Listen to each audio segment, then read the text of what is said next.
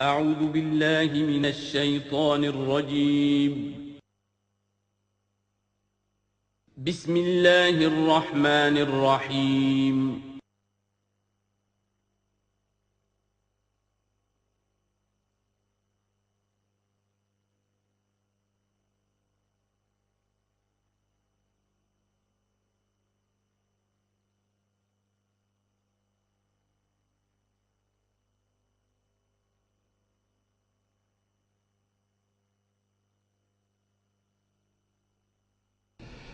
اعوذ باللہ من الشیطان الرجیم بسم اللہ الرحمن الرحیم وَاعْلَمُوا أَنَّمَا غَنِمْتُم مِّن شَيْءٍ فَأَنَّ لِلَّهِ خُمُسَهُ وَلِلرَّسُولِ وَلِذِي الْقُرْبَى وَالْيَتَامَى وَالْمَسَاكِينِ وَابْنِ السَّبِيلِ إِن كُنتُمْ آمَنتُم بِاللَّهِ وَمَا أَنزَلْنَا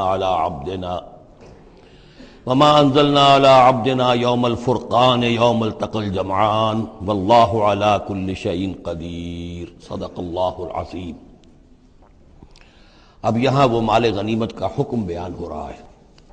وَاعْلَمُوا جان لو انما غنمتم من شیء جو بھی غنیمت تمہیں حاصل ہوئی ہے، فَأَنَّ لِلَّهِ خُمُسَهُ تو اس کا خمس پانچواں حصہ تو اللہ کے لیے ہے، وَلِلرَّسُولِ اور رسول کے لیے ہے، وَلِذِي الْقُرْبَى اور رسول کے قرابت داروں کے لیے ہے۔ یہ بات سمجھ لیجئے یہاں اچھی طرح کہ در حقیقت حضور صلی اللہ علیہ وسلم کا جو معاش کا معاملہ تھا، جب تک آپ مکے میں تھے حضرت خدیجہ الکبریٰ رضی اللہ تعالی عنہا کی دولت جو ہے اس سے آپ کا کام چل رہا تھا، جو بھی بچا کچا ان کا سرمایہ تھا۔ مدینے میں آ کر ظاہر بات ہے کہ اب آپ کے پاس اپنا کوئی ذریعہ معاش نہیں تھا، نہ آپ کوئی تجارت کرتے تھے، تو اب آپ کے اخراجات اور پھر یہ کہ آپ کے بھی قرابت دار ہیں، آپ کی ازواج مطہرات ہیں، ان کے اخراجات کہاں سے آئیں گے؟ تو مال غنیمت میں سے خمس جو ہے وہ اس کام کے لیے رکھ لیا گیا، گویا وہ بیت المال کا حصہ ہوگا، اور بیت المال ہی کفالت کرے گا حضور کی بھی اور حضور کے قرابت داروں کی بھی۔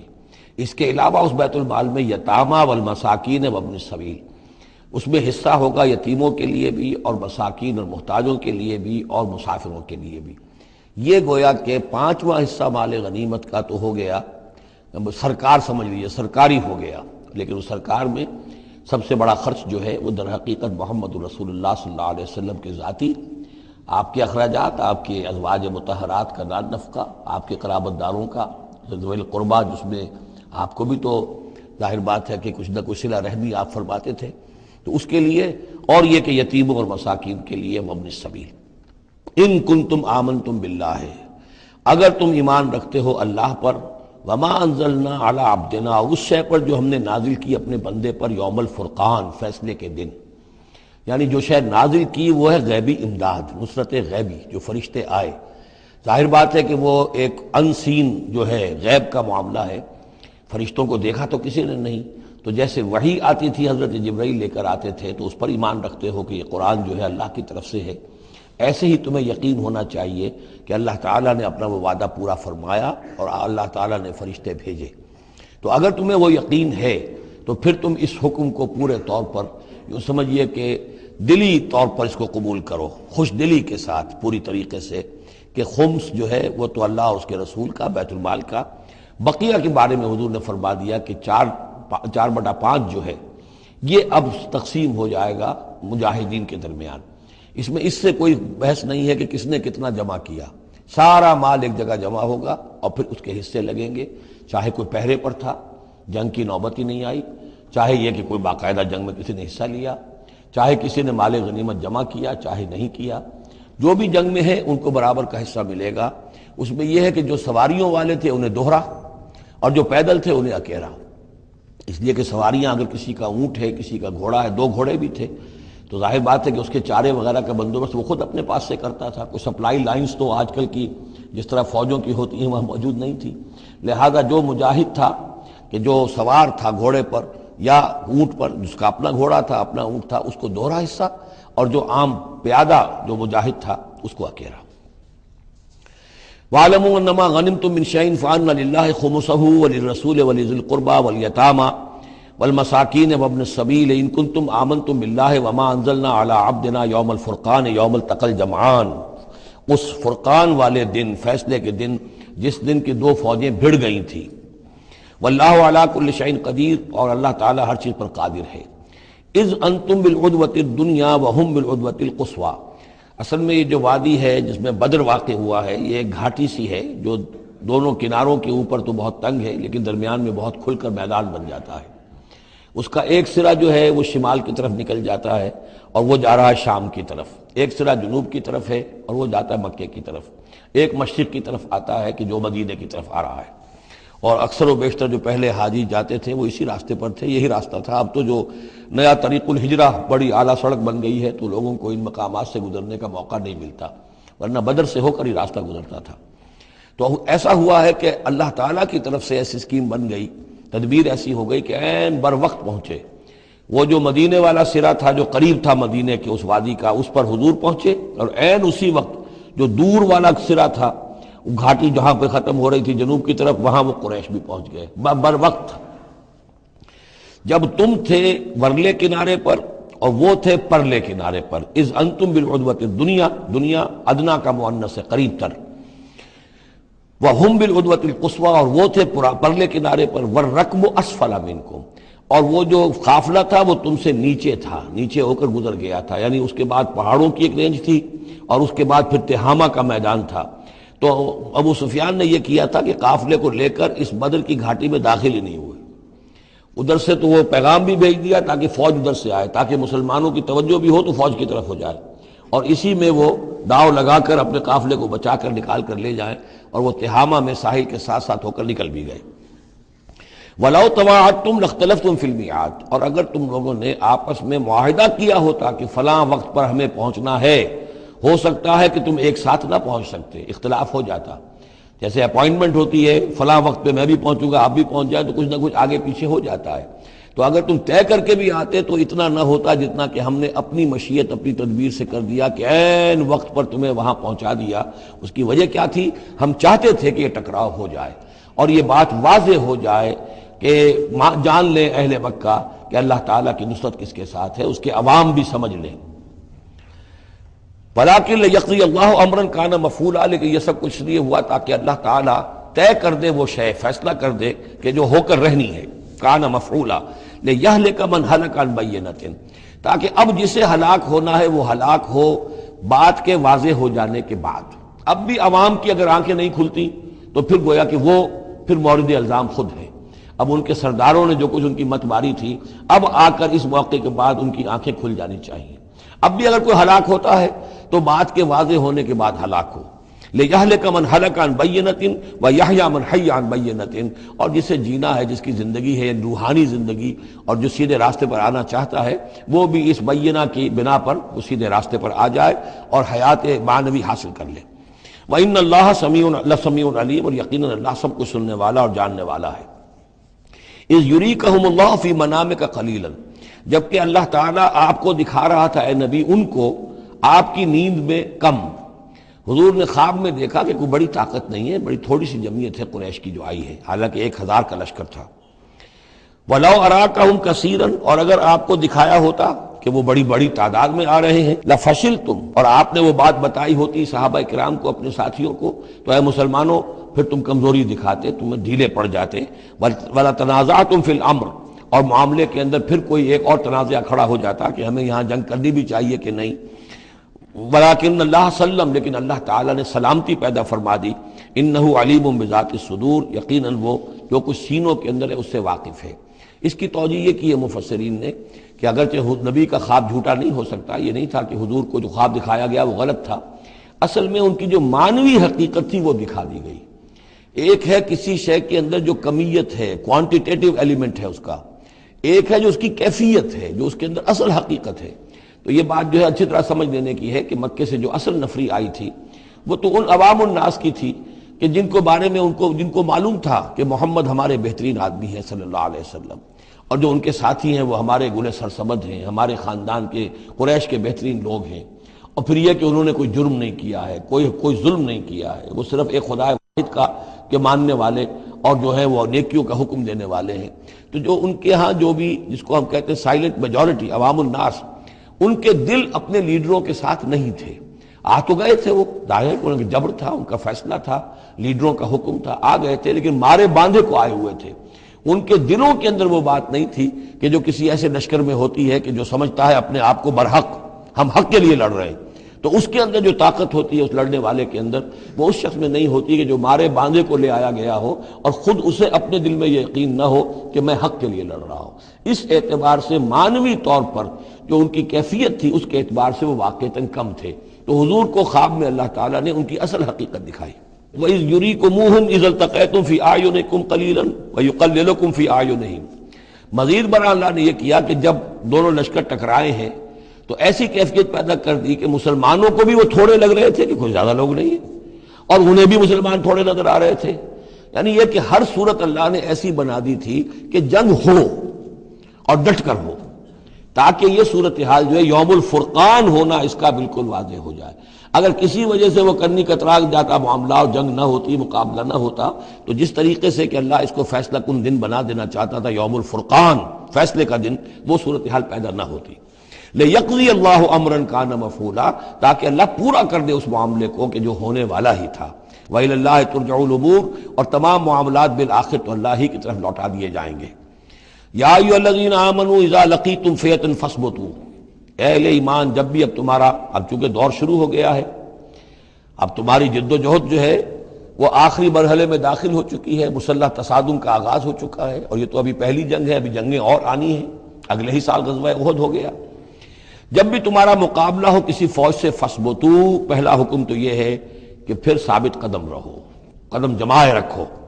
دوسرا حکم وَاذْكُرُوا اللَّهَ كَثِيرًا، اور اللہ کا ذکر کرو کثرت کے ساتھ، لعلکم تفلحون، تاکہ تم فلاح پاؤ۔ تمہاری جو طاقت ہے وہ اللہ تعالیٰ کے بھروسے پر ہے۔ وَاصْبِرْ وَمَا صَبْرُكَ إِلَّا بِاللَّهِ، ایک بندہ مومن کا صبر جو ہے وہ اللہ کے بھروسے پر ہے، لہذا اللہ یاد رہے گا، اللہ کے ساتھ قلبی تعلق، روحانی تعلق استوار ہوگا تو تم ثابت قدم رہو گے، اور اگر اللہ کے رشتہ ٹوٹ گیا، قلبی رشتہ، روحانی رشتہ، تو پھر تمہارے اندر جان نہیں ہوگی۔ اور تیسرا حکم لعلکم تفلحون، تاکہ تم مراد پاؤ، اور تیسرا حکم اطیعوا اللہ ورسولہ، اور دیکھو تیسرا حکم یہ ہے کہ جو ڈسپلن ہے اس کی پابندی کرو، حکم مانو اللہ کا اور اس کے رسول کا۔ اب ویسے تو یہاں اللہ کا حکم بھی کہا گیا ہے، ظاہر بات ہے کہ وہاں تو ہر وقت جو حکم آتا تھا وہ رسول کا حکم آتا تھا، اس لیے کہ قرآن بھی آ رہا ہے تو رسول کی زبان سے ادا ہو رہا ہے، اور رسول اپنی جانب سے اپنی اجتہاد کے تحت، اپنی رائے کے تحت، اپنی تدبیر کے تحت کوئی رائے دے رہے ہیں تو بھی حضور کی زبان مبارک سے ادا ہو رہا ہے۔ تو ویسے کہنے کو یہ اللہ اور اس کے رسول کی اطاعت کرو، لیکن عملاً وہ رسول اطاعت بن جاتی ہے۔ بمصطفیٰ برساں خویش را کہ دی ہمہ اوست، واطیعوا اللہ ورسولہ ولا تنازعوا، اور دیکھو آپس میں جھگڑو نہیں۔ یہی وہ الفاظ آئے ہیں کہ سورہ آل عمران میں ہم پڑھ چکے ہیں۔ وَلَقَدْ صَدَقَكُمُ اللَّهُ وَعْدَهُ إِذْ تَحُسُّونَهُمْ بِإِذْنِهِ حَتَّىٰ إِذَا فَشِلْتُمْ وَتَنَازَعْتُمْ فِي الْأَمْرِ وَعَصَيْتُمْ مِن بَعْدِ مَا أَرَاكُمْ مَا تُحِبُّونَ۔ اب یہ ایک سال بعد ہونے والا ہے، یہ ایک سال پہلے ان سے کہا جا رہا ہے نظم کی پابندی کرو، اطاعت رسول پر کاربند رہو، وَلَا تَنَازَعُوا، اختلاف نہ کرو، جھگڑا نہ ڈالو، فَتَفْشَلُوا، تو تم ڈھیلے پڑ جاؤ گے، وَتَذْهَبَ رِيحُكُمْ، اور تمہاری ہوا اکھڑ جائے گی، وَاصْبِرُوا، اور ثابت قدم رہو، إِنَّ اللَّهَ مَعَ الصَّابِرِينَ، یقیناً اللہ تعالیٰ صابروں کے ساتھ ہے، اللہ کی نصرت، تائید اہل صبر کے ساتھ ہے۔ وَلَا تَكُونُوا كَالَّذِينَ خَرَجُوا مِن دِيَارِهِمْ بَطَرًا وَرِئَاءَ النَّاسِ، ان لوگوں کے مانند نہ ہو جانا کبھی جو نکلے تھے اپنے گھروں سے اتراتے ہوئے، اینٹتے ہوئے، اکڑتے ہوئے لوگوں کو دکھانے کے لیے۔ یہ وہ قریش کا لشکر جب چلا ہے تو ابو جہل نے جو بھی ساز و سامان کیا تھا اس کے لیے ڈھول ڈھمک کا بھی تھا، اور اس کے ساتھ جو ہے ہر طرح کا لاؤ لشکر، تو وہ تو جا رہے تھے بالکل اس خیال سے کہ فتح ہماری ہے ہی ہے اور ہم مسل کر رکھ دیں گے، جیسے مچھر کو مسل دیا جاتا ہے، یہ مسلمان ہیں کتنے۔ وہ جو ہے خوب اپنے شان و شوکت کا مظاہرہ کرتے ہوئے جا رہے تھے۔ وَيَصُدُّونَ عَن سَبِيلِ اللَّهِ، اور حقیقت کیا تھی کہ اللہ کے راستے سے روک رہے تھے۔ وَاللَّهُ بِمَا يَعْمَلُونَ مُحِيطٌ، اور جو کچھ وہ کر رہے تھے اللہ اس کا احاطہ کیے ہوئے تھا، اللہ کے قابو سے باہر جانے والی ان کی کوئی تدبیر نہیں تھی۔ وَإِذْ زَيَّنَ لَهُمُ الشَّيْطَانُ أَعْمَالَهُمْ، اور جب کہ شیطان نے ان کے لیے ان کے اعمال کو مزین کر دیا تھا۔ وَقَالَ لَا غَالِبَ لَكُمُ الْيَوْمَ، اور اس نے ان کے کان میں یہ پھونک ماری تھی، یہ وسوسہ ڈالا تھا، آج تم پر کوئی غالب نہیں آ سکتا۔ مکے سے نکلی ہو نفری اور 1000 کی، یہ تو گویا کہ بڑی انہونی سی بات تھی، عرب کے اندر اس طرح کے مواقع بہت کم آتے تھے۔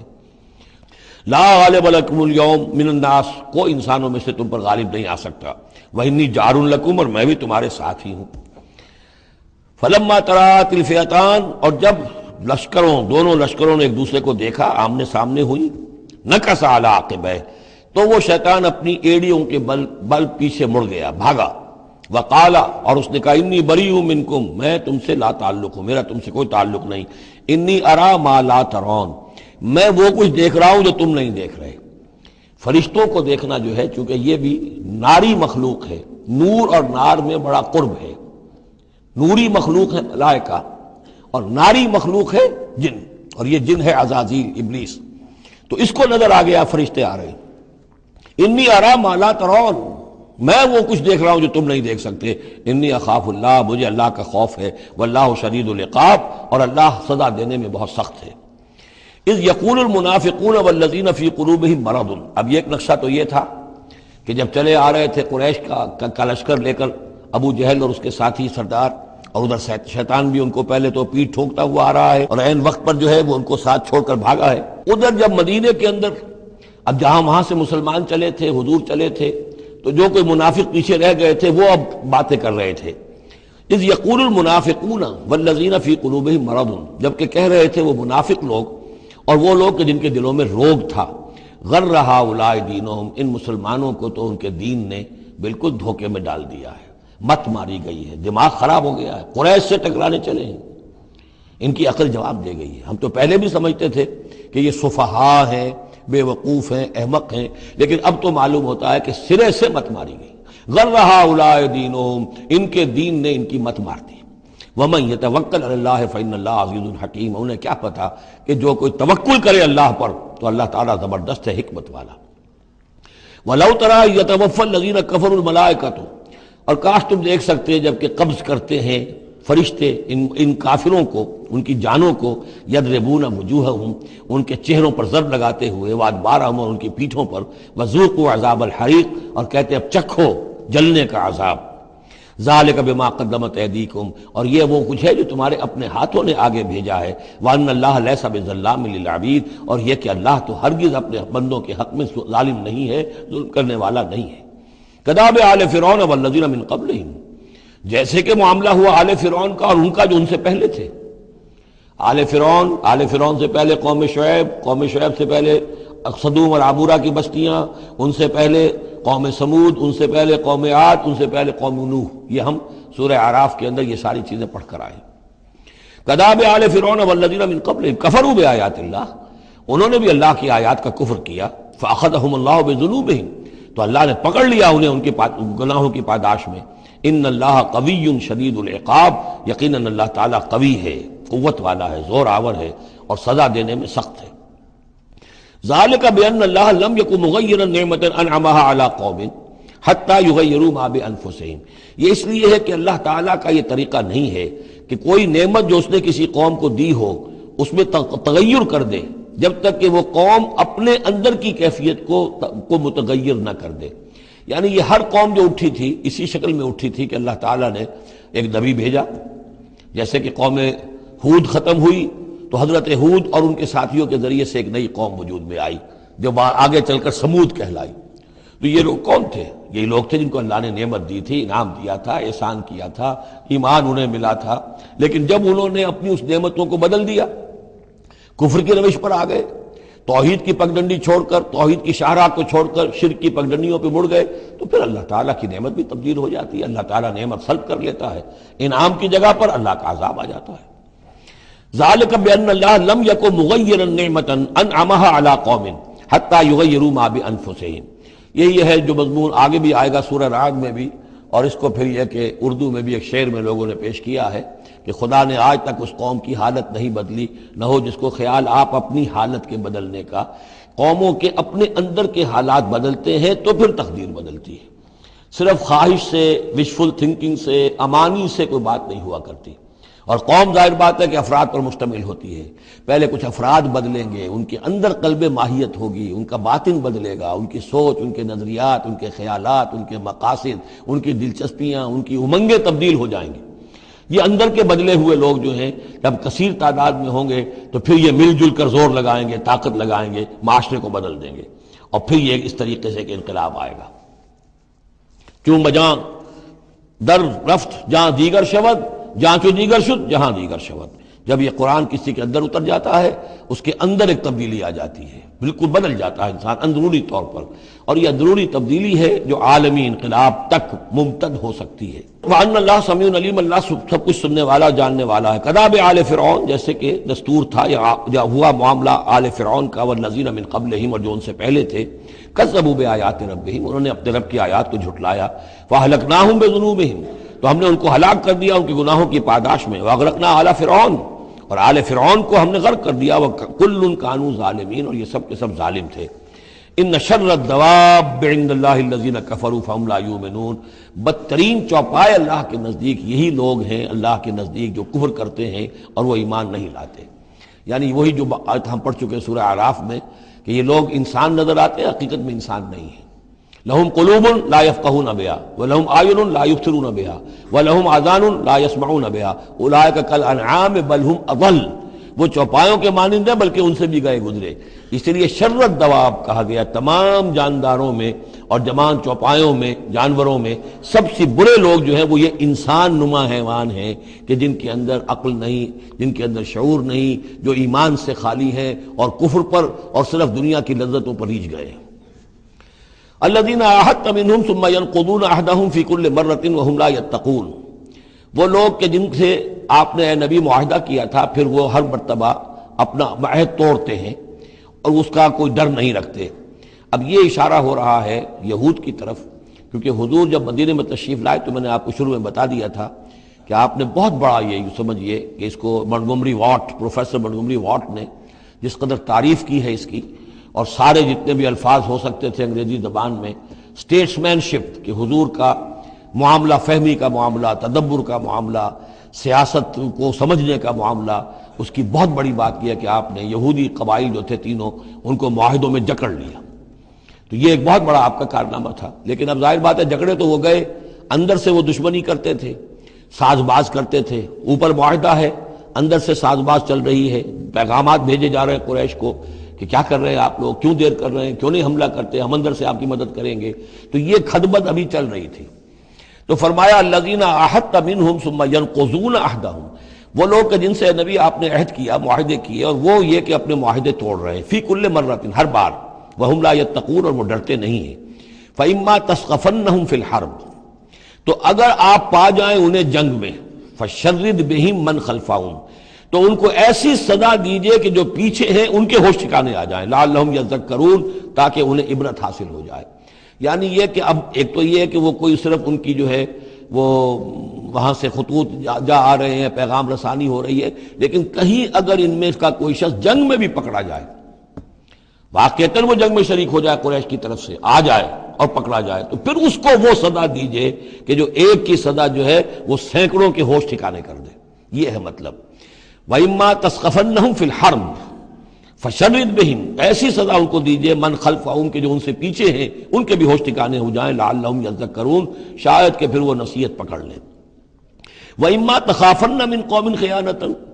اور اگر آپ کسی کو قومی سطح پر اندیشہ ہو جائے آپ کو کسی سے کہ وہ خیانت پر اتر آئی ہے، یعنی ایک ہے انڈیویجول ایکٹس،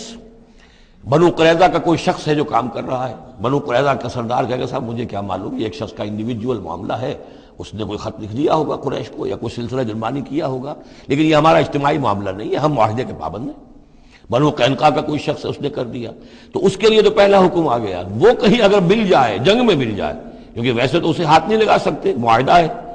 ان کے ساتھ، تو معاہدہ ہے، اس کو کیا سزا دیں گے،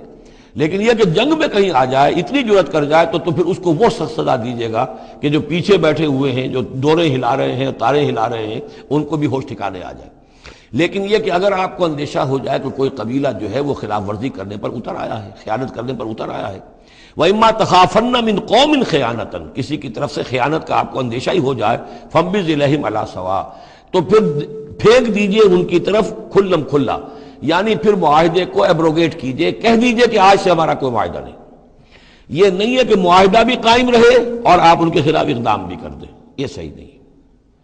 اس لیے کہ یہ مقام جو ہے اخلاقی اعتبار سے بھی غلط ہے، اور خاص طور پر آپ کا مقام، مقام نبوت، اس کے اعتبار سے کسی درجے میں بھی نہیں ہے کہ کسی قوم کے ساتھ معاہدہ بھی ہے، آپ کو اندیشہ ہے کہ وہ خیانت کر رہے ہیں، تو آپ کھلم کھلا اعلان کر دیجئے کہ آج سے میرا اور تمہارا کوئی معاہدہ نہیں، پھر اقدام کیجئے۔ لیکن یہ کہ بغیر اس اعلان کے کوئی اقدام کرنا ان کے خلاف، یہ در حقیقت اللہ تعالیٰ جو اخلاق چاہتا ہے اہل ایمان کے، اس کے منافی ہے۔ وَإِمَّا تَخَافَنَّ مِن قَوْمٍ خِيَانَةً فَانبِذْ إِلَيْهِمْ عَلَىٰ سَوَاءٍ۔ اصل میں یہی وہ بات تھی جس کے حوالے سے مولانا مودودی مرحوم نے 1948 میں یہ جو جہاد کشمیر اس وقت ہو رہا تھا اس کے بارے میں رائے ظاہر کی تھی کہ ہندوستان کے ساتھ ہمارے سفارتی تعلقات ہیں، بھارت کے ساتھ ہمارا سارا معاملہ معاہدات کے اوپر چل رہا ہے، پھر اگر یہ کہ معاملہ جو ہے دوسری طرف ہم یہ شکل کر رہے ہیں کہ وہاں پر جنگ کا معاملہ کر رہے ہیں تو یہ غلط ہے، شریعت کی روح سے، قرآن کی روح سے غلط ہے۔ ہمیں کھلم کھلا اعلان کرنا چاہیے، جو بھی ہو اللہ تعالیٰ پر بھروسہ رکھنا چاہیے، کھل کر سامنے آنا چاہیے۔ یہ یا کہ میز کے اوپر تو معاہدہ ہے، ہاتھ مل رہے ہیں اور میز کے نیچے سے ٹانگیں گھسیٹی جا رہی ہیں، یہ دنیا داروں کا دھندا تو ٹھیک ہے، لیکن اسلام کی روح سے ایک اسلام کے نام پر بننے والی مملکت کی حکومت کا یہ طرز عمل درست نہیں ہے۔ یہ تھا وہ معاملہ جو سن 48 میں مولانا مودودی نے یہ رائے ظاہر کی تھی، اور اس پر پھر کافی ان کے خلاف جو ہے عوامی جذبات جو ہیں وہ بہت جو ہے اس وقت بہت بلند ہو گئے تھے، مشتعل ہو گئے تھے، اس لیے کہ عوام کی اپنی سوچ ہوتی ہے۔ وَإِمَّا تَخَافَنَّ مِن قَوْمٍ خِيَانَةً فَانبِذْ إِلَيْهِمْ عَلَىٰ سَوَاءٍ، معاہدہ ان کے منہ پر دے مارو، ان اللہ لا يحب الخائنین، یقیناً اللہ تعالیٰ کو خیانت کرنے والے پسند نہیں ہے۔ وَلَا يَحْسَبَنَّ الَّذِينَ كَفَرُوا سَبَقُوا،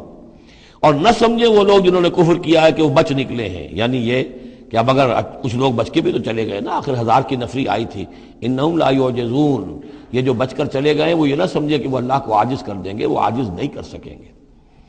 وَأَعِدُّوا لَهُم مَّا اسْتَطَعْتُمْ، اور اے مسلمانوں اب جب یہ نیا دور شروع ہو ہی گیا ہے تمہاری اس دعوت و تحریک کا، تو اب پوری طریقے سے اپنے امکان بھر سامان حرب تیار کرو۔ اعدوا لہم، اعداد، تیاری کرنا، اسلحہ تیار کرو، سامان جنگ تیار کرو، گھوڑے تیار رکھو، رسالہ تمہارا ہونا چاہیے، جو بھی تمہارے لیے ممکن ہے۔ یہ توکل کا مطلب یہ نہیں ہے کہ تم ہاتھ پر ہاتھ دھر کر بیٹھ رہو اللہ تمہاری مدد کرے گا۔ اعدوا لہم ما استطعتم، اپنی استطاعت جو ہے اس کی حد تک تو پوری تیاری کرو، من قوت، طاقت سے بھی، ومن رباط الخیل، اور پلے ہوئے گھوڑوں کے ذریعے سے بھی، اس لیے کہ اس زمانے میں جنگ کے لیے سب سے زیادہ جو مؤثر شے تھی آپ کو معلوم ہے وہ گھوڑا، تیز رفتار ہے، اونٹ جو ہے تیز دوڑ نہیں سکتا ہے۔ اور اسی حوالے سے آج سمجھ لیجئے ہمارے لیے بہت اہم مسئلہ ہے یہ، اللہ تعالیٰ نے شاید عالم اسلام میں پورے میں پتہ نہیں 50 60 70 کتنے ملک دنیا میں ہیں مسلمان کہلاتے ہیں، ایک ملک ہے صرف جسے ایٹمک صلاحیت دی ہے، اور یہ امانت پوری امت مسلمہ کی ہے، مسلمانان پاکستان کے پاس، اور اس کے بارے میں اگر امریکہ کا دباؤ قبول کر لیا گیا تو یہ سب سے بڑی خیانت ہوگی اللہ کے ساتھ، امت مسلمہ کے ساتھ، اللہ کے دین کے ساتھ۔ وہ اسرائیل لے کر بیٹھا ہوا ہے ایٹم بم کے، اس کے پاس انبار لگے ہوئے، لیکن یہ ہے کہ ساری پالیسی جو چل رہی ہے وہ یہ کسی طریقے سے پاکستان کا، ایک عراق کے بارے میں اندیشہ ہوا تھا کہ اسے ایٹمی دانت نکل سکتے ہیں،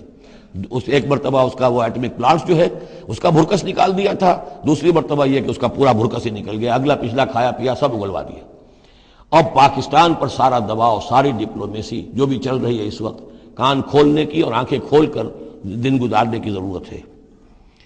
ہمیں حکم یہ کہ جو بھی اللہ نے تمہیں دیا ہے، تمہارا امکان، جو بھی تمہارے پاس امکانی طاقت ہے اسے سنبھال کر رکھو، ڈیٹرنٹ۔ اعدوا لہم ما استطعتم من قوت ومن رباط الخیل ترہبون بہ عدو اللہ، تاکہ تم اللہ کے دشمنوں کو اس سے ڈرا سکو، یہی ہے ڈیٹرنٹ، تو معلوم ہو کہ ان کے پاس وہ طاقت ہے۔ وعدوکم، اور اپنے دشمنوں کو بھی ڈرا سکو، وآخرین من دونہم، ایک تو ہے اللہ کے دشمن اور تمہارے دشمن ایک اور بھی ہیں جو ان کے سوا ہیں، ان کے پرے ہیں، انہیں تم نہیں جانتے، لا تعلمونہم اللہ یعلمہم، اللہ انہیں جانتا ہے، یعنی وہ مارے آستین منافقین ہیں، یہ تمہاری اپنی آستینوں کے اندر بیٹھے ہوئے ہیں، تمہیں پتہ بھی نہیں ہے کہ وہ لوگ بھی در حقیقت ففتھ کالمسٹ عنصر ہے کہ جو در حقیقت تمہاری تباہی چاہتا ہے، بربادی چاہتا ہے۔ وما تنفقوا من شیء، اب ظاہر بات ہے کہ اگر ساز و سامان فراہم کرنا ہے، اسلحہ فراہم کرنا ہے، اور ساز و سامان کے لیے جو ہے گھوڑے تیار کرنے ہیں تو انفاق کرنا پڑے گا۔ انفقوا مما رزقناکم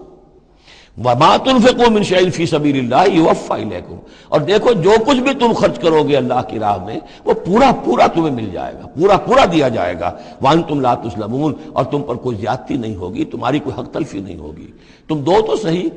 اب وہ پورے 2 رکوع ذہن میں لے آئیے جو سورہ بقرہ میں ہم نے پڑھے تھے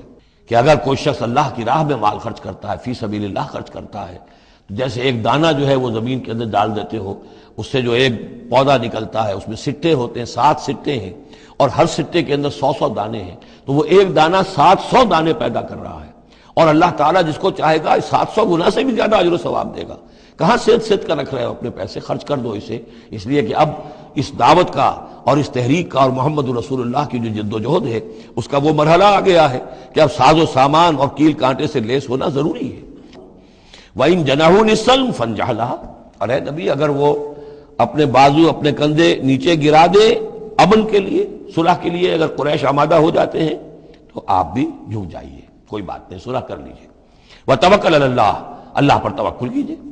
یعنی یہ کہ اگر وہ صلح کرنے کے اوپر آمادہ ہے صلح کر لیجئے، اور ڈریے نہیں کہ ہو سکتا ہے وہ چال چل رہے ہوں، نہیں، صلح کا جواب صلح سے دیجئے، لیکن یہ کہ اللہ پر توکل کیجئے، وہ السمیع العلیم، وہ سب کچھ انہ هو السمیع العلیم، یقیناً وہ سب کچھ سننے والا اور جاننے والا ہے۔ وَإِن يُرِيدُوا أَن يَخْدَعُوكَ، اور اگر وہ چاہتے ہو کہ آپ کو دھوکہ دے دیں، فَإِنَّ حَسْبَكَ اللَّهُ، تب بھی آپ نہ گھبرائیں، آپ کے لیے اللہ کافی ہے، اللہ کی طرف سے ضمانت ہے۔ هُوَ الَّذِي أَيَّدَكَ بِنَصْرِهِ وَبِالْمُؤْمِنِينَ، وہی تو ہے اللہ جس نے اے نبی آپ کی مدد کی ہے اپنی نصرت سے اور اہل ایمان کے ذریعے۔ یہ ذرا نوٹ کیجئے، اللہ نے محمد کی مدد کی ہے اہل ایمان کے ذریعے، یعنی اللہ تعالیٰ کا یہ فضل ہوا محمد رسول اللہ صلی اللہ علیہ وسلم پر کہ ایسے صحابہ عطا فرمائے جو مخلص تھے، کہ جہاں آپ کا پسینہ گرا وہاں انہوں نے اپنی خون کی ندیاں بہا دی۔ حضرت موسیٰ کو ایسے ساتھی میسر نہیں آئے، کیا حال تھا جبکہ ان کو کہا گیا اللہ کی راہ میں جنگ کرو، اور انہوں نے کہا فَضَرَبَ أَنْتَ وَرَبُّكَ فَقَاتِلَا إِنَّا هَاهُنَا قَاعِدُونَ، جاؤ تم جاؤ، ہم بیٹھے ہیں یہاں۔ رَبِّ إِنِّي لَا أَمْلِكُ إِلَّا نَفْسِي وَأَخِي فَافْرُقْ بَيْنَنَا وَبَيْنَ الْقَوْمِ الْفَاسِقِينَ۔ یہاں یہ ہوا تھا جب دوسری مرتبہ مقام صفرا پر جب ہوئی ہے جو مشاورت، اور وہ بڑی یوں سمجھیے کہ کانٹے کی مشاورت تھی، وہاں بھی کچھ لوگ زور دے رہے تھے مسلسل کہ چلیے ہمیں چلنا چاہیے پہلے قافلے کی طرف، وہ تو آپ کو سیرت کی کتابوں میں پڑھنا ہوگا، لیکن یہ ہے کہ اس وقت حضور کا منشا یہ تھا، آپ بار بار کہ اچھا آپ اور لوگ مشورہ دیں، اور لوگ بھی مشورہ دیں۔ حضرت مقداد نے کھڑے ہو کر یہی بات کہی رضی اللہ تعالیٰ عنہ، اے نبی آپ ہمیں موسیٰ کے ساتھی نہ سمجھیے جنہوں نے کہہ دیا تھا وَاصْطَبَقْتَ وَرَبُّكَ فَقَاتِلَا إِنَّا هَاهُنَا قَاعِدُونَ، ہم آپ کے ساتھی ہیں، آپ جو حکم دیں ہم حاضر ہیں۔ حضرت ابوبکر نے تقریر کی، حضرت عمر نے تقریر کی، حضور دیکھ رہے ہیں انصار کا کیا منشا ہے، ان کی کیا رائے ہے۔ پھر کھڑے ہوئے حضرت سعد، انہوں نے کہا ہے کانک تعنینا یا رسول اللہ، اے اللہ کے رسول شاید آپ کا روح سخن ہماری جانب ہے، شاید اس وجہ سے کہ ہمارا جو معاہدہ ہوا تھا بیعت عقبہ ثانیہ میں وہ یہ تھا کہ اگر مدینے پر حملہ ہوگا تو ہم آپ کی حفاظت کریں گے، شاید یہ گمان ہے آپ کا۔ فَإِنَّا آمَنَّا بِكَ وَصَدَّقْنَاكَ، ہم آپ پر ایمان لا چکے، ہم نے آپ کی تصدیق کی، ہم نے آپ کو اللہ کا رسول مانا، اب ہمارے پاس کوئی آپشن نہیں ہے۔ خدا کی قسم اگر آپ اپنا گھوڑا سمندر میں ڈال دیں گے ہم بھی آپ کے پیچھے اپنی سواریاں سمندر میں ڈال دیں گے، اور خدا کی قسم اگر آپ ہمیں کہیں گے ہم اپنی اونٹیوں کو دبلا کر دیں گے برق الغمات تک جا پہنچیں گے، یعنی یمن کا شہر ہے برق الغمات، وہاں تک پہنچ جائیں گے چاہے ہماری اونٹنیاں لاغر ہو جائیں۔ اس کے بعد حضور کا چہرہ کھل اٹھا کہ انصار کی طرف سے بھی ان کے ایک رئیس نے یہ بات کہی ہے، پھر آپ نے کہا چلو اب بدر کی طرف۔ تو یہ اللہ تعالیٰ نے گویا کہ حضور کی مدد کی ہے اہل ایمان سے۔ هو الذی ایدک بنصرہ، ایک تو اللہ کی مدد آئی آسمان سے، فرشتے آئے، اور ایک وبالمؤمنین، اور اہل ایمان کے ذریعے سے آپ کی مدد کی ہے۔ من انصاری الی اللہ، کون ہے میرا مددگار اللہ کی راہ میں۔ وَأَلَّفَ بَيْنَ قُلُوبِهِمْ، اور ان اہل ایمان کے دلوں میں اللہ نے محبت پیدا کر دی۔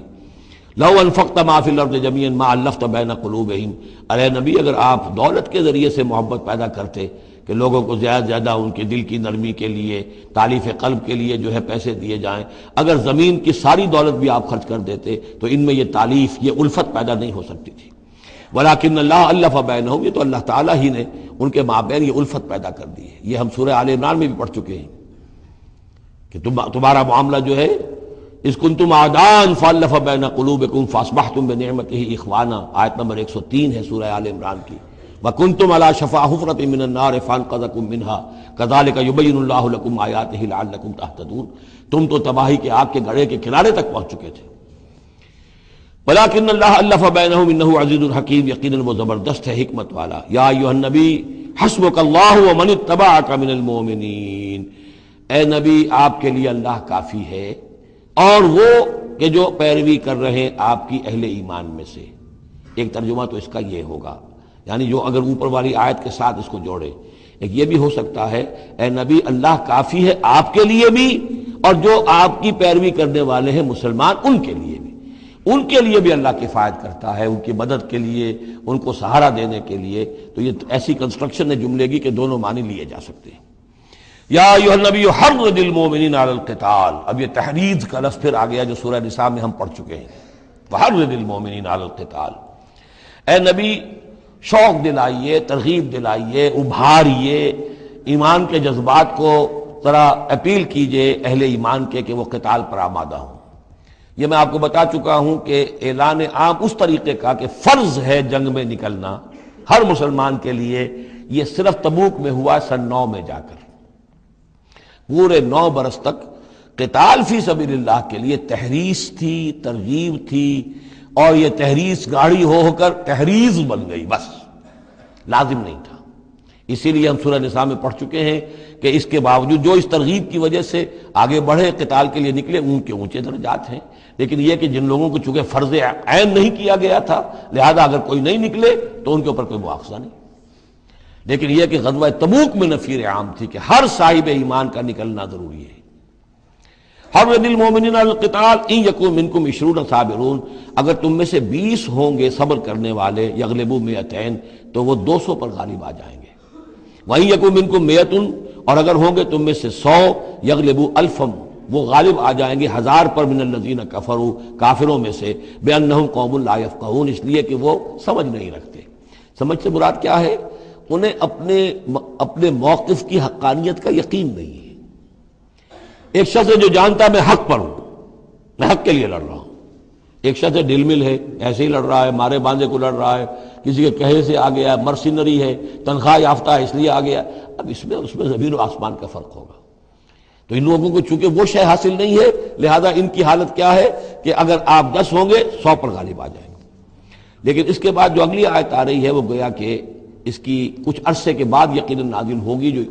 جو یہاں شامل کر دی گئی۔ الآن خفف اللہ عنکم، اب اللہ نے تم پر سے تخفیف کر دی ہے، وعلم ان فیکم ضعفا، اور اللہ کے علم میں ہے یہ بات کہ تمہارے اندر کچھ کمزوری آ گئی ہے۔ لیکن یہ کمزوری کیسے آئی ہے اس کو سمجھ لینا چاہیے۔ سابقون الاولون، مہاجرین اور انصار کے اندر کوئی کمزوری نہیں آئی معاذ اللہ، ابو بکر اور عمر میں یا سعد بن معاذ میں رضی اللہ تعالیٰ عنہ مجمعین، ان میں کوئی کمزوری نہیں آئی۔ لیکن جو نئے مسلمان آ رہے تھے جن کی ابھی تربیت نہیں ہوئی تھی، اوسط گر رہا ہے۔ ظاہر بات ہے جو نئے لوگوں کی تعداد بڑھ رہی ہے، جن کی تربیت اتنی نہیں ہوئی ہے، جن کے اندر ایمان ابھی اتنا گہرا نہیں اترا ہے، اتنا راسخ نہیں ہوا ہے، تو اس کے حوالے سے اب فرض کیجئے کہ 1000 کے اندر پہلے تو ایسے ہوتے تھے کچے پکے جو ہیں وہ 20 ہیں، 50 ہیں، 100 ہیں، اب یہ ہے کہ ان کی تعداد بڑھتی جا رہی ہے اگر، تو نتیجہ کیا ہوگا کہ اوسط جو ہے وہ گر جائے گی۔ اس اوسط کے اعتبار سے اب تمہارے اندر کچھ کمزوری آ گئی ہے۔ فَإِن يَكُن مِّنكُم مِّئَةٌ صَابِرَةٌ يَغْلِبُوا 200، اب بھی یہ ہے کہ اگر تمہارے اندر 100 ہوں گے کہ جو صبر کرنے والے ہوں گے وہ 200 پر غالب آ جائیں گے۔ وَإِن يَكُن مِّنكُمْ أَلْفٌ، اور اگر تم میں سے 1000 ہوں گے، يَغْلِبُوا 2000 بِإِذْنِ اللَّهِ، تو وہ 2000 پر غالب آ جائیں گے اللہ کے اذن سے۔ وَاللَّهُ مَعَ الصَّابِرِينَ، اور یقیناً اللہ صبر کرنے والوں کے ساتھ ہے۔ مَا كَانَ لِنَبِيٍّ أَن يَكُونَ لَهُ أَسْرَىٰ، اب یہ ایک اور بہت نازک معاملہ ہوا جو غزوہ بدر کے بعد کہ وہ جو 70 قیدی پکڑے گئے ان کا کیا کیا جائے۔ جو قریش کے 70 قیدی، اب اس کی ایک شکل تو یہ تھی، مشاورت کی حضور نے، حضرت ابو بکر کی ایک رائے تھی، حضور کی اپنی رائے بھی وہی تھی، اس لیے کہ جو مزاج حضور کا تھا، آپ شفیق، نرم، رؤوف، رقیق القلب، یہی معاملہ حضرت ابو بکر کا تھا۔ حضرت عمر تھے سخت، اشدہم فی امر اللہ عمر، حضرت عمر کی یہ رائے تھی کہ ان سب کو قتل کر دینا چاہیے، اگر ہم نے فدیہ لے کر یا قوم معاف کر دیا، ویسے ہی یہ چھوڑ دیا، یہ پھر دوبارہ آئیں گے، کفر کو تقویت حاصل ہوگی۔ تو اس کو تو جب تک کہ کفر کی کمر ٹوٹ نہ جائے، یہ سانپ جو ہے جب تک کہ پوری طرح کچلا نہ جائے،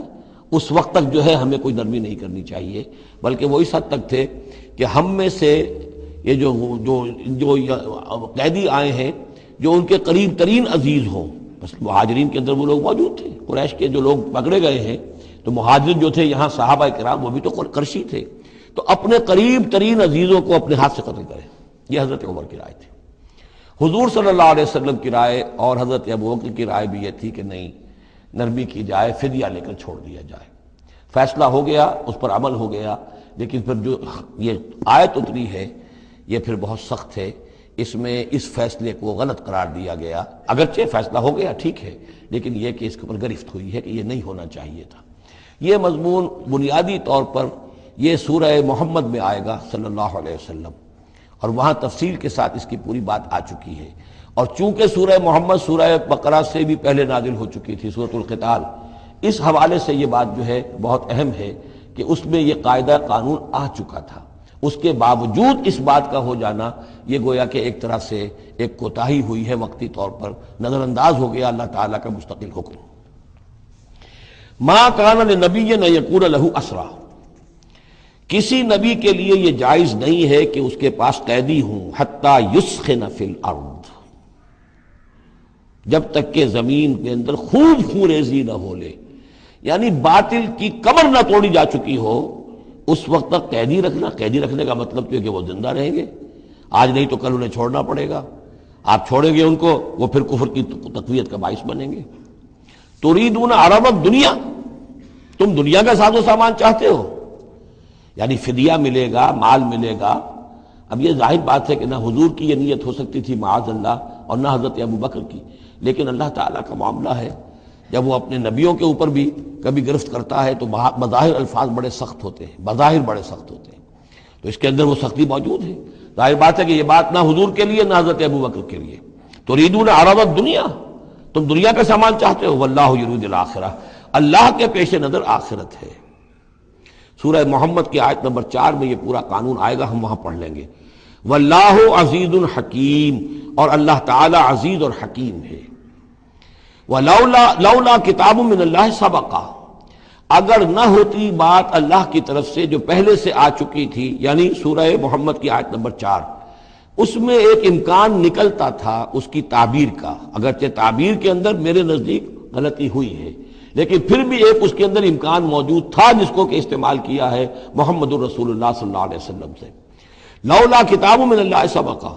اگر یہ اللہ تعالیٰ کی طرف سے بات پہلے سے طے نہ ہو چکی ہوتی، لمسکم فیما اخذتم عذاب عظیم، تو جو کچھ تم نے یہ فدیہ وغیرہ لیا ہے اس پر تم پر بڑا سخت عذاب آتا۔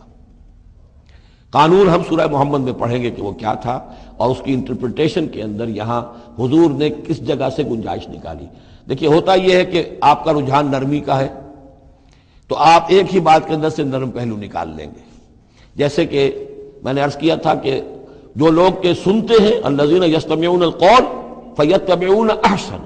وہ لوگ کہ جو کسی بات کو سن کر پھر پیروی کرتے ہیں اس میں سے بہترین کی، جو بھی اس میں اعلیٰ ترین درجہ ہے اس تک پہنچنے کی کوشش کرتے ہیں۔ لیکن طبیعت کے اندر اگر نرمی تھی تو اس نرمی کی وجہ سے حضور نے اس کے اندر ایک اپنے لیے گنجائش نکال لی، لیکن چونکہ اس آیت کے اندر وہ گنجائش واقعتاً موجود ہے، لہذا فرمایا اگر وہ نہ ہوا ہوتا، لولا کتاب من اللہ سبقہ، اگر وہ آیت پہلے نازل نہ ہو چکی ہوتی، لمسکم فیما اخذتم عذاب عظیم، تو تم پر جو بھی تم نے لیا ہے یہ فدیہ وغیرہ، اس پر تم پر بڑی سخت پکڑ ہوتی اور عذاب آتا۔ روایات میں آتا ہے کہ حضور بھی اور حضرت ابو بکر بھی دونوں پھر اس آیت کے نزول کے بعد روتے رہے ہیں کہ ہم سے یہ خطا ہوئی ہے۔ بہرحال خطا اجتہادی ہے، کوئی غلط اس طرح کی نہیں ہے کہ کسی صریح حکم کی خلاف ورزی کی گئی ہو، وہ یہ ہے کہ جو بھی اس میں رعایت رکھی گئی تھی اس کو آپ نے اپنے اجتہاد سے اس کے اندر سے جو بھی نرمی کا پہلو تھا وہ نکال دیا۔ فَكُلُوا مِمَّا غَنِمْتُمْ حَلَالًا طَيِّبًا، تو اب کھاؤ جو تمہیں ملا ہے غنیمت۔ غنیمت میں وہ بھی ہے جو عین جنگ کے موقع پر مال غنیمت ملا، اور جو فدیہ اب مل رہا ہے وہ بھی غنیمت ہے۔ حلالا طیبا، کھاؤ، اس میں کوئی اب تمہیں ہچکچاہٹ نہ ہو، حلال اور طیب ستھرا۔ واتقوا اللہ، اللہ کا تقوی اختیار کرو، ان اللہ غفور الرحیم، یقیناً اللہ تعالیٰ بخشنے والا رحم فرمانے والا ہے۔ یا ایھا النبی قل لمن فی ایدیکم من الاسریٰ، اے نبی کہہ دیجئے ان لوگوں سے جو آپ کے قبضے میں ہیں قیدی۔ اب قیدیوں میں جان لیجئے حضرت عباس ابن عبد المطلب بھی تھے رضی اللہ عنہ، جو حضور کے چچا تھے۔ گمان غالب یہ ہے کہ وہ ایمان تو لا چکے تھے، اپنے ایمان کا اعلان نہیں کیا تھا، لہذا جنگ میں کفار کے ساتھ ہو کر آئے تھے، وہ بھی گرفتار تھے۔ اور بھی کچھ لوگ تھے کہ جن کے بارے میں حضور جانتے تھے کہ یہ لوگ جو ہے اپنی دلی خواہش سے نہیں آئے ہیں، بلکہ یہ کہ اپنے سرداروں کے دباؤ کی وجہ سے آئے ہیں، لیکن قانون تو قانون ہے۔ تو اس طریقے کا معاملہ جب ہوا ہے اور پھر حضور کے اپنے اقدامات، وہ قیدی ہیں ابو العاص، ان کی بڑی صاحبزادی زینب رضی اللہ تعالی عنہا نے پھر ان کے لیے اپنا وہ ہار بھیجا ہے جو حضرت خدیجہ نے انہیں شادی کے موقع پر دیا تھا۔ تو یہ ایسی کیفیات ہیں، ہم جب پڑھتے ہیں ان چیزوں کے تو ہمارے لیے تو ایک تعلق جو ہے وہ ایک ماضی کی تاریخ کے قصوں کی ہے۔ وہاں تو یہ خونی رشتے بھی تھے، تعلقات بھی تھے، ایک ہی خاندان ہے، ایک ہی قبیلہ ہے، اسی کے لوگ آئے ہوئے ہیں۔ تو اب حضور کے دل میں جو ہے اس وقت سنا یہ ہے کہ جب رات کے وقت کراہ رہے تھے حضرت عباس، انہیں باندھا ہوا تھا، سخت ظاہر بات ہے قیدیوں کو جکڑا ہوا ہے رسیوں کے اندر، تو ان کے جو اتنا بند تھے کہ سخت تھے، وہ جو بند تھے جن میں بندھے ہوئے تھے کہ کراہ رہے تھے، تو حضور نے کہا تمام قیدیوں کے بند ڈھیلے کر دو۔ یہ نہیں کہا کہ صرف عباس کا بند ڈھیلا کر دو، بلکہ آپ نے ان کی کراہنے کی آواز سن کر پھر آپ نے فرمایا سب کے بند ڈھیلے کرو، اتنا سخت ان کو نہ باندھو۔ تو اس طرح کا معاملہ جو ہے اس کو ذہن میں رکھیے۔ یا ایھا النبی قل لمن فی ایدیکم من الاسریٰ، کہہ دیجئے ان سے جو آپ کے ہاتھ میں اب قیدی ہیں، ان یعلم اللہ فی قلوبکم خیرا، دیکھو اگر جو کچھ تمہارے دلوں میں ہے اللہ کے علم میں ہے کہ وہ خیر ہے، یؤتکم خیرا مما اخذ منکم، تو جو کچھ تم سے اس وقت لیا گیا ہے اس سے بہتر اللہ تمہیں دے دے گا۔ یعنی یہ کہ نیت کا معاملہ تمہارا اور اللہ کے مابین ہے، ہمارا معاملہ قانون کا ہے۔ تم آئے کفار کے ساتھ جنگ کرتے ہوئے آئے ہو، پکڑے گئے ہو، اب ان میں کوئی ڈسکریمنیشن نہیں ہو سکتی۔ کوئی شخص کہے کہ نہیں صاحب میں تو مجبوراً آیا تھا، اور میں تو کسی کے کہنے میں آیا تھا، اور میں تو حقیقت میں تو اسلام لا چکا تھا، یہ بات جو ہے اب نہیں چلے گی۔ لہذا یہ ضرور ہے کہ اگر تمہارے دل میں کوئی خیر ہے، کوئی بھلائی ہے، اور اس وقت یہ کہ تم سمجھتے ہو کہ تم اس صورتحال میں مجبوراً پھنس گئے ہو اور تمہیں فدیہ ادا کرنا پڑ رہا ہے، تو اللہ تعالیٰ تمہیں اس سے کہیں زیادہ دے دے گا کہ جو آج تمہیں فدیے میں دینا پڑ رہا ہے۔ ظاہر بات ہے کہ وہاں بیویوں کو خبریں پہنچی، انہوں نے اپنے زیور بھیجے ہیں، حضرت زینب رضی اللہ تعالی عنہا نے بھی اپنا زیور بھیجا، ہار بھیجا ہے، اور حضور کے آنکھوں میں آنسو آ گئے جب آپ نے وہ ہار دیکھا، حضرت خدیجہ کا ہار رضی اللہ تعالی عنہ۔ وہ پوری زندگی جو آپ کی گزری تھی حضرت خدیجہ کے ساتھ، وہ ساری آنکھوں میں نگاہوں کے سامنے آ گئی، جو ان کی وفاداری تھی اور جو انہوں نے خدمت کی تھی، وفا شعاری کی تھی۔ تو اس کے بعد مسلمانوں سے کہا کہ یہ اس ماں کی یادگار تھی بیٹی کے پاس، اگر آپ لوگ اجازت دیں تو یہ اس کو واپس کر دیا جائے، تو اس کو پھر لوگوں کی اجازت سے وہ ہار واپس کیا گیا۔ تو یہ سارے جو جذباتی معاملات تھے ان کو اچھے سے سمجھیے کہ ہم پڑھتے ہوئے ان چیزوں کو سمجھتے ہیں کہ جیسے ایک بس تاریخ کا ایک واقعہ ہے، اس کے ساتھ جو احساسات، جذبات، جو اس کے ساتھ اور فوری جو اس وقت کی کیفیات تھی، اس کا ہمارے لیے اکثر و بیشتر تو ممکن ہی نہیں کہ تصور کر سکے۔ یا ایھا النبی قل لمن فی ایدیکم من الاسریٰ، اے نبی کہہ دیجئے ان لوگوں سے جو آپ لوگوں کے قبضے میں ہیں اس وقت ان قیدیوں میں سے، ان یعلم اللہ فی قلوبکم خیرا، اگر اللہ کے علم میں ہے کہ تمہارے دل میں خیر ہے، یؤتکم خیرا مما اخذ منکم، تو جو کچھ تم سے لیا گیا ہے اللہ اس سے بہتر تمہیں دے دے گا، ویغفر لکم، اور تمہیں بخش دے گا، واللہ غفور الرحیم، اور اللہ غفور الرحیم ہے۔ وَإِن يُرِيدُوا خِيَانَتَكَ، اور اگر یہ آپ سے خیانت کرنا چاہیں، جھوٹ بول رہے ہوں، جھوٹی قسمیں کھا رہے ہوں کہ ہمارے ساتھ تو معاملہ یوں ہو گیا تھا اور ایسے آ گئے تھے، فقد خانوا اللہ من قبل، تو پھر یہ پہلے اللہ سے بھی خیانتیں کرتے رہے ہیں، فامکنا منکم منہم فامکنا منکم، اللہ تعالیٰ نے ان کو پکڑوا دیا، واللہ علیم حکیم، اللہ حکیم اور علیم ہے۔ اب یہ یوں سمجھیے کہ کنکلوڈنگ آیات ہے سورہ مبارکہ کی، ان الذین آمنوا وہاجروا وجاہدوا باموالہم وانفسہم فی سبیل اللہ والذین آووا ونصروا اولئک بعضهم اولیاء بعض، یقیناً وہ لوگ جو ایمان لائے اور جنہوں نے ہجرت کی اور جہاد کیا اپنے اموالوں اور جانوں کے ساتھ اللہ کی راہ میں، اور وہ لوگ جنہوں نے انہیں پناہ دی اور ان کی مدد کی، اولئک بعضهم اولیاء بعض، یہ وہ لوگ ہیں کہ جو ایک دوسرے کے ساتھی ہیں، رفیق ہیں۔ یہ آپ نے بات سمجھ لی۔ اس وقت تک مسلمان معاشرہ جو ہے یہ دو حصوں میں علیحدہ علیحدہ منقسم تھا، مہاجرین، انصار۔ اگرچہ مہاجرین اور انصار کو بھائی بھائی بنایا جا چکا تھا، لیکن ظاہر بات ہے کہ صرف اس طرح کے تعلق سے وہ پورا جو قبائلی نظام جو ہے وہ ایک دم تو تلپٹ نہیں ہو جاتا۔ تو اس وقت تک یہ صورتحال بھی یہ ہے کہ جو پہلے جو 8 مہمیں حضور نے بھیجی ہیں اس میں کسی انصاری کو شریک نہیں کیا، وہ ایکسکلوسیولی مہاجر فینومینن تھا۔ جنگ بدر میں پہلی مرتبہ جو ہے انصار شریک ہوئے ہیں، ورنہ پہلے صرف مہاجرین تھے۔ لہذا وہ پہلی آیت جو ہے ان الذین آمنوا، وہ لوگ جو ایمان لائے، وہاجروا، انہوں نے مکے سے ہجرت کی، مدینے آ گئے، وجاہدوا باموالہم وانفسہم فی سبیل اللہ، اور انصار مدینہ تو اب جہاد میں شریک ہوئے ہیں، یہ 1.5 سال سے اس جہاد میں پہلے سے چلے آ رہے ہیں کہ پوری 8 مہمیں جو پہلے کی ہیں وہ ایکسکلوسیو جو ہیں وہ صرف مہاجرین نے کی ہیں۔ وجاہدوا باموالہم وانفسہم فی سبیل اللہ، یہ ایک طبقہ ہو گیا، ایک جماعت ہو گئی۔ والذین آووا، اور انصار کی شان کیا ہے؟ انہوں نے انہیں جگہ دی، پناہ دی، اپنے گھر تقسیم کر دیے، اپنی دکانیں تقسیم کر دی، اور اس طریقے سے مسلمانوں کے لیے اپنے دلوں میں بھی اور اپنے گھروں میں بھی پوری جگہ پیدا کی۔ اولئک بعضهم اولیاء بعض، انہوں نے مدد بھی کی، یہ سب ایک دوسرے کے ساتھی ہیں۔ والذین آمنوا ولم یہاجروا، اور وہ لوگ کہ جو ایمان لائے لیکن ہجرت نہیں کی، ما لکم من ولایتہم من شیء، تمہارا ان کے ساتھ اب کوئی تعلق نہیں۔ آگے چل کر سورہ نساء میں جو بعد میں نازل ہوئی ہیں، پڑھ چکے ہم پہلے، ان میں تو یہ ہے کہ وہ کافر اور منافق قرار دیا گیا، ان کے ساتھ وہی سلوک کرو جو کافروں کے ساتھ ہے، انہیں پکڑو اور قتل کرو، الا یہ کہ کسی ایسی قبیلے سے ہوں جن کے ساتھ تمہارا معاہدہ ہو، وہ پورا قانون وہاں آ گیا ہے۔ لیکن یہاں بھی پہلی بات بتا دی گئی، اب کوئی ولایت باہمی تمہاری ان کے ساتھ نہیں ہے۔ یعنی فرض کیجئے کوئی شخص کہتا ہے میں تو ایمان لا چکا تھا، مجبوراً آئے تھے لیکن ہجرت کیوں نہیں کی؟ جب ہجرت نہیں کی تو اب تمہارا شمار ہوگا انہی لوگوں کے ساتھ جن کے ساتھ تم جنگ کر کے آئے ہو۔ تم یہ نہیں کہہ سکتے کہ میرا تعلق جو ہے اہل ایمان سے شمار کیا جانا چاہیے۔ والذین آمنوا ولم یہاجروا ما لکم من ولایتہم من شیء، تو کوئی تمہاری ان سے رفاقت نہیں ہے، کوئی تعلق نہیں ہے، کوئی عہد نہیں ہے، کوئی قول و قرار نہیں ہے۔ یہ آیت بھی معلوم ہوتا ہے کہ انہی جو اسیر تھے غزوہ بدر کے، انہی کی طرف اصل میں روح سخن ہے۔ حتیٰ یہاجروا، جب تک کہ وہ ہجرت نہ کریں، ہاں اب واپس جائیں، فدیہ دے کر جائیں، پھر ہجرت کر کے آ جائیں تو ٹھیک ہے، پھر وہ مسلمانوں میں سے ہوں گے، تمہارے بھائی ہوں گے، تمہارے حمایتی ہوں گے اور تم ان کی حمایت کرو گے۔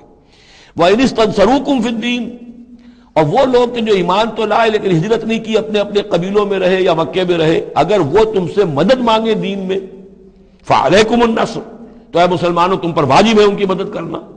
إِلَّا عَلَىٰ قَوْمٍ بَيْنَكُمْ وَبَيْنَهُم مِّيثَاقٌ، سوائے اس کے کہ وہ کسی ایسی قوم سے تعلق رکھتے ہوں کہ جن کے تمہارے درمیان کوئی معاہدہ ہے۔ اگر کوئی قبیلہ ہے کہ جس کے ساتھ حضور نے معاہدہ کیا ہوا ہے صلح کا، اور وہاں کوئی مسلمان ہے اور وہ ہجرت تو کر نہیں رہا، وہاں سے وہ مدد کی درخواست کرتا ہے کہ میری مدد کی جائے، تو اس کے خلاف اس کی مدد نہیں کی جائے گی، اس لیے کہ قوم کے ساتھ معاہدہ ہے۔ واللہ بما تعملون بصیر، اور جو کچھ تم کر رہے ہو اللہ اسے دیکھ رہا ہے۔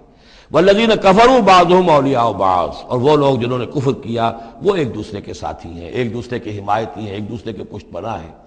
عرب قبائلی معاشرے کے اندر یہ جو ولایت کا معاملہ ہوتا تھا، اس میں پھر یہ ذمہ داریاں بھی آتی تھیں۔ کسی کے اوپر تاوان پڑ گیا ہے تو جو اس کے ولی ہیں، جو اس کے حلیف ہیں، ان کو بھی تاوان میں سے حصہ پھر دینا پڑتا تھا۔ کوئی قیدی ہو گیا ہے، اسے کوئی فدیہ دینا ہے، تو جو اس کے حلیف ہیں، جب اس کے گھر والے بھی وہ فدیے کے لیے رقم جمع کریں گے تو وہ حلیف بھی اس کے اندر اپنا حصہ ڈالیں گے۔ تو یہ تو معاشرے کے اندر جو قبائلی معاشرہ ہوتا ہے یہ چیزیں ہوتی ہیں۔ تو یہاں فرما دیا گیا جو کافر ہیں وہ ایک دوسرے کے حلیف ہیں، جو اہل ایمان ہیں وہ ایک دوسرے کے حلیف ہیں، لیکن اہل ایمان میں سے جو ہجرت نہیں کرتے وہ اہل ایمان کے حلیف نہیں ہیں، بلکہ وہ تو انہی کافروں کے ساتھ شمار ہوگا ان کا جن کے ہاں وہ رہ رہے ہیں۔ البتہ یہ کہ اگر وہ مدد طلب کریں تمہیں مدد کرنی ہوگی، بشرطے کہ ان کے قبیلے سے تمہارا کوئی معاہدہ نہ ہو۔ الا تفعلوہ، اگر تم ان چیزوں کی پابندی نہ کرو، ایک مسلمان ہے وہاں سے اس نے خط لکھ دیا ہے کہ مجھے یہاں ستایا جا رہا ہے، حالانکہ اس قبیلے سے آپ کا معاہدہ اور آپ چڑھ دوڑے اس قبیلے کے اوپر، تو یہ معاملہ نہیں چلے گا دنیا کے اندر۔ ہر چیز کا ایک قاعدہ ہے، قانون ہے، اسے وہاں سے ہجرت کرنی چاہیے، یا ہجرت نہیں کر رہا ہے تو تکلیف جھیلنی چاہیے، برداشت کرنی چاہیے۔ مسلمان مدد نہیں کر سکتے چونکہ اس کے قبیلے سے مسلمانوں کا معاہدہ ہے۔ الا تفعلوہ، اگر یہ قواعد و ضوابط پیش نظر نہیں رکھو گے، ان کی پابندی نہیں کرو گے، تکن فتنۃ، تو پھر تو یہ ہے کہ فساد برپا ہو جائے گا، فتنہ پھیلے گا، فی الارض و فساد کبیر، اور بہت بڑی جو ہے بدامنی ہو جائے گی۔ اب وہ آیت آ گئی جس کا میں نے ذکر کیا تھا، والذین آمنوا وہاجروا وجاہدوا فی سبیل اللہ والذین آووا ونصروا اولئک هم المؤمنون حقا۔ اب ان دو طبقات کو جمع کر دیا گیا، والذین آمنوا وہاجروا وجاہدوا فی سبیل اللہ والذین آووا ونصروا، ویسے یہ کہ وہ لوگ جو ایمان لائے اور جنہوں نے ہجرت کی اور جنہوں نے جہاد کیا اللہ کی راہ میں، یعنی یہ مہاجرین، والذین آووا، اور وہ انصار مدینہ جنہوں نے انہیں پناہ دی، انہیں جگہ دی، انہیں اکوموڈیٹ کیا، والذین آووا ونصروا، اور نصرت کی، اولئک هم المؤمنون حقا لهم مغفرۃ ورزق کریم، ان کے لیے مغفرت ہے اور رزق کریم ہے۔ تو مومن حقیقی کی تعریف یہاں پر جو آئی ہے دو حصوں میں بٹ کر، وہ میں چاہتا ہوں کہ پھر اچھی طریقے سے آپ سمجھ لیں، انتہائی اہم بات ہے یہ۔ ایک مسلمان کے لیے بنی الاسلام علی خمس، 5 چیزیں ہیں، کلمہ شہادت، نماز، روزہ، حج، زکوٰۃ۔ لیکن حقیقی مومن ہونے کے لیے دو چیزیں اور بڑھیں گی،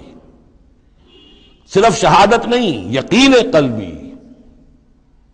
اور نماز روزہ حج زکوٰۃ کے ساتھ جہاد فی سبیل اللہ۔ گویا کہ 7 چیزیں ہوں گی، 7 شرطیں پوری ہوں گی تو ایک شخص بندہ مومن کہلائے گا۔ یہ تعریف ہے کہ جو سورہ الحجرات کی آیت نمبر 14-15 میں آئی، وہاں پہلے فرمایا قالت الاعراب آمنا قل لم تؤمنوا ولکن قولوا اسلمنا ولما يدخل الايمان في قلوبكم۔ یہ بدو کہہ رہے ہیں ہم ایمان لے آئے، اے نبی ان سے کہہ دیجئے تم ایمان نہیں لائے ہو، بلکہ یوں کہو کہ ہم مسلمان ہو گئے، ہم نے اطاعت قبول کر لی ہے، ابھی تک ایمان تمہارے دلوں میں داخل نہیں ہوا۔ اب اگلی آیت میں پھر اسی سیاق کے اندر اگلی آیت میں مومن کون ہے؟ انما المؤمنون الذين آمنوا بالله ورسوله ثم لم يرتابوا۔ مومن تو وہ ہیں جو ایمان لائیں اللہ پر، اس کے رسول پر، پھر شک نہ باقی رہے، یقین بن جائے۔ اور دوسرے وجاہدوا باموالہم وانفسہم فی سبیل اللہ، اور وہ جہاد کریں اللہ کی راہ میں اپنی جانوں اور مالوں کے ساتھ۔ اولئک ھم الصادقون، صرف وہ سچے ہیں۔ اس کو میں نے پرکار سے تشبیہ دی تھی۔ اب اگر وہ دل میں یقین ہے تو اس کی کیا کیفیات پیدا ہو جائیں گی؟ دلی یقین کی کیفیات وہ شروع میں آ گئی ہیں۔ انما المؤمنون الذین اذا ذکر اللہ وجلت قلوبہم۔ اہل ایمان تو وہ ہیں حقیقت میں کہ جب اللہ کی یاد کرتے ہیں، اللہ کا ذکر ہوتا ہے، ان کے دل لرز اٹھتے ہیں۔ وَإِذَا تُلِيَتْ عَلَيْهِمْ آيَاتُهُ زَادَتْهُمْ ایمانا، جب ان کو اللہ کی آیات پڑھ کر سنائی جاتی ہیں ان کے ایمان میں اضافہ ہوتا ہے۔ وَعَلَىٰ رَبِّهِمْ يَتَوَكَّلُونَ، ان کا توکل، ان کا بھروسہ کل کا کل اللہ کی ذات پر ہے۔ الذین یقیمون الصلاۃ ومما رزقناہم ينفقون، اور وہ لوگ جو نماز قائم کرتے ہیں اور انفاق کرتے ہیں اللہ کی راہ میں اس میں سے جو ہم نے دیا۔ اولئک ھم المؤمنون حقا، یہ ہے سچے مومن، پکے مومن۔ لیکن یہ مومن کی شخصیت کی تصویر کا ایک رخ ہے۔ بدقسمتی سے ہمارے ہاں یہ 2 رخ علیحدہ ہو گئے۔ معاملہ یہ ہے کہ یہ ہے ایک ورق، اس ورق کا ایک صفحہ یہ ہے، ایک صفحہ یہ ہے، یہ انسیپریبل ہے، صفحات کو جدا نہیں کر سکتے آپ۔ ورق ایک ہے، اس کا ایک رخ یہ ہے صفحہ، ایک رخ یہ ہے صفحہ۔ مومن کی شخصیت کا ایک صفحہ، اس کی تصویر کا ایک رخ یہ ہے، دل میں یقین ہے، اللہ کی یاد کرتا ہے، دل لرزتا ہے، آیات قرآنی پڑھتا ہے یا سنتا ہے، دل میں ایمان بڑھتا ہے، ہر معاملے میں توکل، اس کا بھروسہ اللہ کی ذات پر ہے، نماز قائم کیے ہوئے ہے، زکوٰۃ ادا کرتا ہے، اللہ کی راہ میں خرچ کرتا ہے۔ یہ شخصیت کا ایک رخ ہو گیا، اولئک ھم المؤمنون حقا۔ لیکن یہ ایک رخ ہے، اور دوسرا رخ کیا ہے؟ والذین آمنوا وہاجروا وجاہدوا فی سبیل اللہ والذین آووا ونصروا اولئک ھم المؤمنون حقا۔ اور وہ لوگ جو ایمان لائے، جنہوں نے ہجرت کی، جنہوں نے جہاد کیا اللہ کی راہ میں، اور وہ لوگ جنہوں نے انہیں جگہ دی، پناہ دی اور ان کی مدد کی، یہ ہے مومن سچے۔ تو تصویر کے ان دونوں رخوں کو جوڑیے، یہ ہے اصل میں جو آج کی ضرورت ہے۔ صحابہ کرام کی شخصیتوں میں یہ دونوں رخ تھے۔ جیسے زوال آیا ہمارے ہاں، اڑائے کچھ ورق لالے نے، کچھ نرگس نے، کچھ گل نے، چمن میں ہر طرف بکھری ہوئی ہے داستاں میری، دین کے حصے بکھرے ہو گئے، کوئی حلقے ذکر کے ہیں تو ان کو جہاد وغیرہ سے کوئی غرض نہیں، کوئی جہادی تحریکیں ہیں تو ان کے اندر جو ہے وہ دوسری کیفیات نہیں۔ اس طرح کے معاملات جو ہے تقسیم ہو چکے ہیں۔ جب تک کہ یہ مکمل شخصیتیں وجود میں نہیں آئیں گی، یہ ظاہر بات ہے صحابہ کی کمیت کے اعتبار سے تو وہاں تک نہیں پہنچ سکتے، لیکن ان کا عکس تو ہو، اس طرح کی کیفیت متوازن طریقے پر۔ اگر 25% ادھر ہے 25% ادھر بھی ہو، 10% ادھر ہے 10% ادھر بھی ہو، لیکن ایک ہی طرف 70% ہو جائے، دوسری طرف 0 ہو، وہ معاملہ گڑبڑ ہے۔ یہ دونوں جو رخ ہے شخصیت کے، ان کو جمع کرنے کی ضرورت ہے۔ اولئک ھم المؤمنون حقا لہم مغفرۃ ورزق کریم، ان کے لیے مغفرت ہے اور رزق کریم ہے۔ اللہم ربنا اجعلنا منہم، اللہم ربنا اجعلنا منہم والذین آمنوا من بعد وہاجروا وجاہدوا، اور جو لوگ بعد میں ایمان لائے یا لائیں گے اور ہجرت کریں، جہاد کریں، وجاہدوا معکم، تمہارے ساتھ ہو کر جہاد کریں، فاولئک منکم، تو اے مسلمانوں وہ تم ہی میں سے ہیں، تمہاری جماعت، تمہاری امت حزب اللہ کے حصے ہوں گے۔ وَأُولُو الْأَرْحَامِ بَعْضُهُمْ أَوْلَىٰ بِبَعْضٍ فِي کتاب اللہ، البتہ اللہ کا جو قانون ہے، جو شریعت ہے، مثلا جو وراثت کا معاملہ ہے، اس کا تعلق جو اولو الارحام کے ساتھ ہے۔ یہ جو بھائی چارہ تھا اس کے بنا پر وراثت نہیں ہے، وراثت ہوگی وہی جو رحمی رشتے ہیں جن کے بنا پر کہ وراثت کا قانون بنا دیا گیا. اولو الارحام بعضهم اولی ببعض فی کتاب اللہ. اللہ کی شریعت کے ضابطے کے قانون میں بہرحال جو رحمی رشتے ہیں وہ یقیناً مقدم ہیں. ان اللہ بکل شیء علیم. یقیناً اللہ تعالی ہر چیز کا علم رکھتا ہے. بارک اللہ لی ولکم فی القرآن العظیم ونفعنی وإیاکم بالآیات والذکر الحکیم.